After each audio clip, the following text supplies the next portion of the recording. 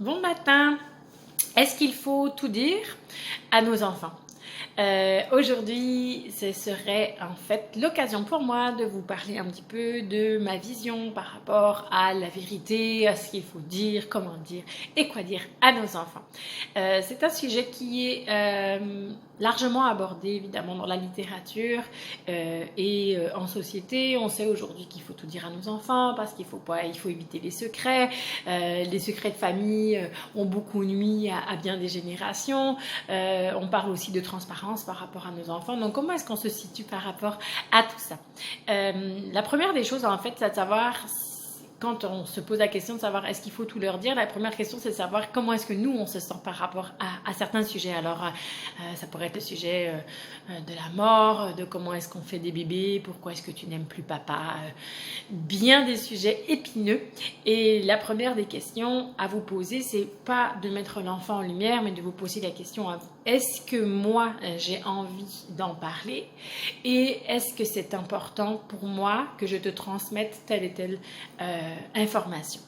À partir du moment où on sait soi-même poser les bonnes questions, à ce moment-là, il est possible de prendre soin de l'enfant et de l'accompagner.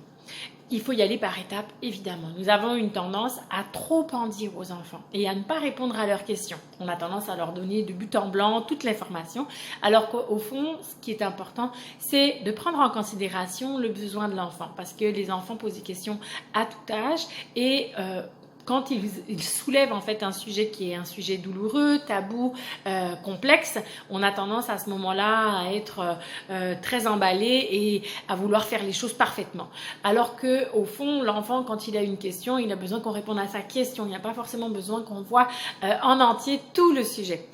Donc, quand il s'agit de la mort, par exemple, je pourrais vous donner l'exemple que ce que j'ai donné moi à mes enfants quand ils m'ont dit qu'est-ce que c'est la mort, puis qu'est-ce qu'on devient après la mort. J'ai voulu vraiment leur parler un petit peu de ce que moi je pensais, mais de ce que les autres aussi pouvaient penser. Je leur ai parlé effectivement il y a des gens qui pensent qu'on va au paradis, il y a des gens qui pensent qu'on ne devient rien, il y a des gens qui pensent qu'on va au ciel, il y a des gens qui pensent qu'on va se réincarner. Donc c'était intéressant pour moi de leur donner tout plein de points de vue pour que eux, ils puissent se situer. Et à ce moment-là, je leur ai posé la question de savoir, et toi, qu'est-ce que t'en penses? Parce que quand ils posent ces questions-là, les enfants, au fond, je pense qu'ils ont aussi besoin de savoir que eux aussi ils peuvent avoir un dialogue avec nous puis un partage. Donc quand il s'agissait du sujet de la mort, j'y suis vraiment allée avec parcimonie au tout départ en me disant qu'est-ce que c'est la mort? Je répondais la mort c'est quand le corps ne répond plus par exemple. Je me rappelle plus ce que j'avais dit exactement, mais j'ai pas été vraiment extrêmement dans les détails, surtout que c'est des questions qui arrivent quand les enfants sont jeunes, donc on y va avec parcimonie. Ce que j'ai réalisé aussi, c'est que au départ, quand on répond à la question de l'enfant, un enfant qui est immature, un enfant qui a 3 ans, par exemple, pourquoi, je sais pas, par exemple, pourquoi est-ce que tu n'aimes plus papa? Ça pourrait tout simplement dire parce qu'on s'entendait plus et qu'on se disputait beaucoup. Ça pourrait aller. Puis plusieurs semaines, mois, années après, l'enfant va reposer la question avec une maturité plus importante, avec aussi des questions qui sont moins ambiguës, avec une accessibilité qui est plus franche. Donc, dans ces moments-là, on étoffe notre réponse. Parce que tant que l'enfant ne pose pas de questions, c'est que ça lui satisfait. Il est satisfait de sa réponse. Si l'enfant réitère la question, c'est que peut-être qu'il a besoin qu'on étoffe le discours ou qu'on donne plus d'informations. Donc ça, c'est important de savoir que quand on parle à nos enfants, c'est de se mettre à leur niveau. Leur parler de peu de choses et de leur parler avec des mots qui sont accessibles. On a toute la vie pour raconter nos secrets à nos enfants, pour leur raconter des sujets qui sont plus lourds ou même avec lesquels on n'est pas à l'aise, nous. Le sujet de la mort, ça peut être extrêmement compliqué. Les séparations, comment on fait des bébés, c'est plutôt drôle, mais là aussi on peut être mal à l'aise par rapport justement à la sexualité, qu'est-ce qu'on veut dire, qu'est-ce qu'on veut nommer. C'est important aussi de dire à nos enfants, tu sais quoi, Je vais y penser puis je te reviens.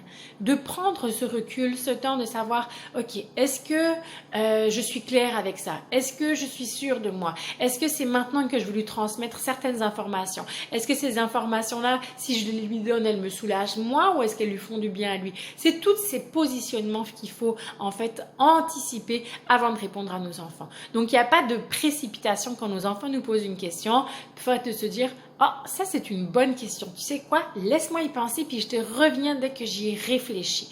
À ce moment-là, de permettre aussi à l'enfant d'avoir une interaction qui est plus adéquate. Parce que quand on est pris de court, parfois, on a cette tendance à parler trop ou à parler vite et pas avec les mots qu'on aurait voulu choisir. Donc, quand est-ce qu'on parle à nos enfants? C'est quand ils le demandent. On a tendance à précipiter en fait les choses, à leur expliquer des choses qu'ils n'ont pas demandé. Les enfants vont nous poser des questions, ils vont s'intéresser à certaines choses. Donc à ce moment-là, on leur parle quand ils le demandent. Et tant qu'ils ne demandent pas, à ce moment-là, on garde une ouverture, une transparence. Ça veut dire qu'ils savent qu'on peut être accessible, que si jamais ils ont des questions, on va être présent pour y répondre. Ensuite, est-ce qu'il faut tout dire? Je ne pense pas qu'il faille tout dire à nos enfants.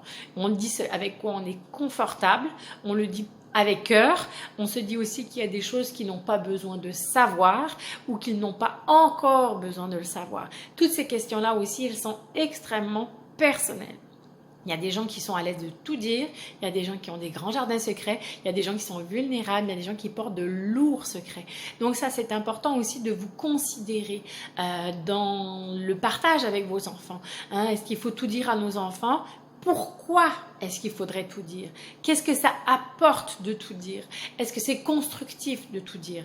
Je travaille évidemment beaucoup avec les couples et dans les couples, pour justement, souvent on a tendance à vouloir trop en dire aux enfants pour d'une part se soulager ou se déculpabiliser ou justifier.